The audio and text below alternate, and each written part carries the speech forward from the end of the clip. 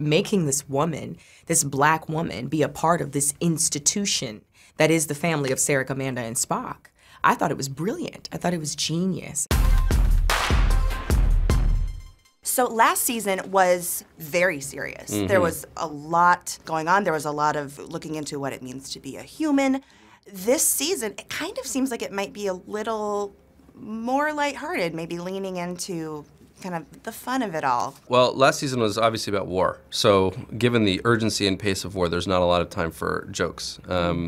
And, you know, I think one of the things that, for me, defines humor best, or I guess the kind of humor I respond to most, and the kind I respond to most in Trek, is when the humor comes from ordinary people reacting to extraordinary circumstances. And there's something very human about facing the impossible and not knowing what to do about it. And it can be very funny a lot of the time. So the humor is, I think, an essential part of the spirit of Trek. There's definitely more of it this season.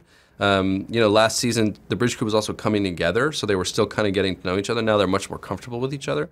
So there's definitely going to be more humor. Are you looking forward to that being a way to see other sides of the characters that we maybe haven't gotten to see or just seen glimpses of? Yes, absolutely, because now the foundation of the relationships has been set, so they get to go much, much deeper with each other. And there are a lot of trials for them individually. There are a lot of trials for them as a group.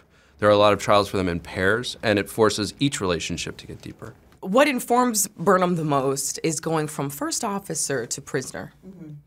Because that was the beginning, right? And that was that sort of revolutionary moment. We can all look to those revolutionary moments in our lives, and that was definitely one for Burnham, was falling from grace. And it was such a steep fall and such a hard impact as well at the bottom. Seeing what the cost of arrogance was and learning how to submit to authority and learning how to serve the needs of the many in a real way.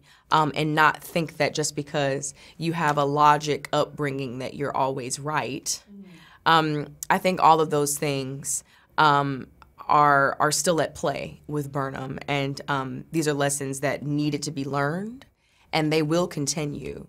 And now at this point that I've been reinstated, now it's time to forgive myself, and it's time to learn how to let my logic and emotion work seamlessly so that I can indeed serve the needs of the many and not the needs of the few. Was there any trepidation about bringing in Spock and Pike and these characters that have such a rich history and people really care about? Of course, there's always trepidation, and at the same time, you can't let the fear stop you from telling a great story. And because we mentioned that Burnham and Spock are half-siblings, I think the audience would ultimately feel disappointed and a little angry if we didn't explain how and why that happened and what that relationship was about. Oh gosh, I mean, to find out from the very beginning that Star Trek was even coming back to TV and that they wanted a black woman at the helm of the show was mind-blowing to me.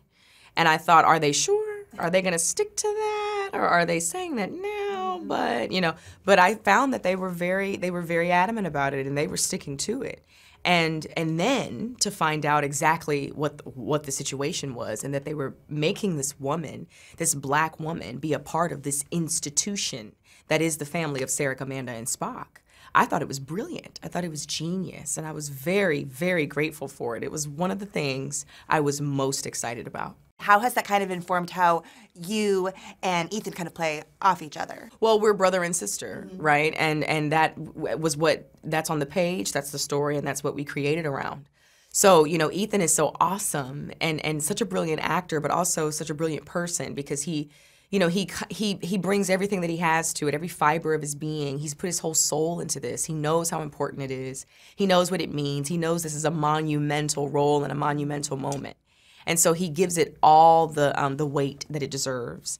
And then he's also just a joy to be around as well. So we were siblings very quickly in terms of our dynamic with each other.